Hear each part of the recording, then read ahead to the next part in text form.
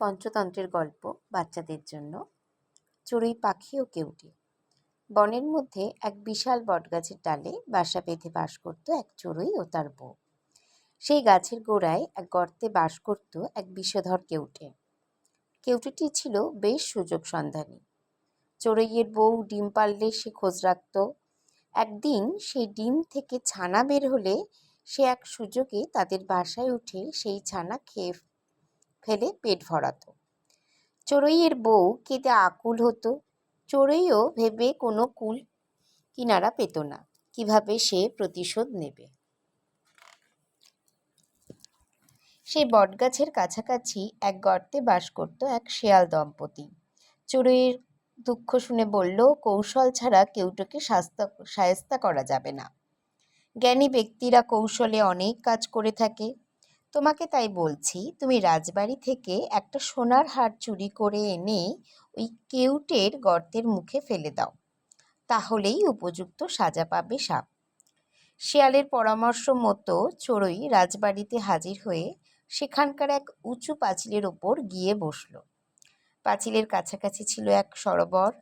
কিছু পরে রাজকন্যা তার সখীদের নিয়ে সরোবরে স্নান করতে এলো। তাদের পোশাক পরিচ্ছদ ও গয়নাগাটি ঘাটের ওপর রেখে দিয়ে স্নান করতে নামল। সেই সুযোগে সেই চড়ুই রাজকন্যার গলার সোনার হারটি ঠোঁটে তুলে নিয়ে হুশ করে উড়ে চলল। এ কাণ্ড দেখে রাজকন্যা আর তার সহচরীরা চিৎকার চেঁচামেচি করে উঠল। প্রহরীরা ঊর্ধ্বমুখে তাকিয়ে দেখল একটা চড়ুই পাখি রাজকন্যার গলার হার নিয়ে পালাচ্ছে।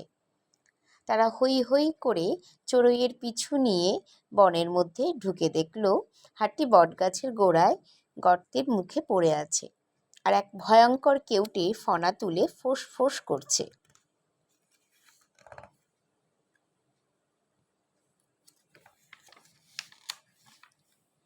হারটি সংগ্রহ করতে প্রহরীরা উঠে পড়ল। তারা লাঠি সোঁটা নিয়ে আক্রমণ করল কেউটেকে। অল্পক্ষণের মধ্যে মারা পড়ল সাপটি।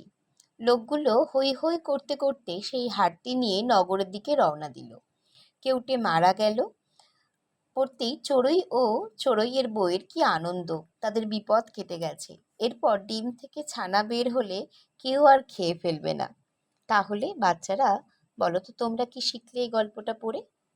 আমার মনে হয় তোমরা শিখলে কখনোই লোভে পড়ে অন্যের ক্ষতি কখনো করতে নেই, অন্যের জন্য খারাপ করতে নেই, তাহলেও নিজেরও ভালো হয় না।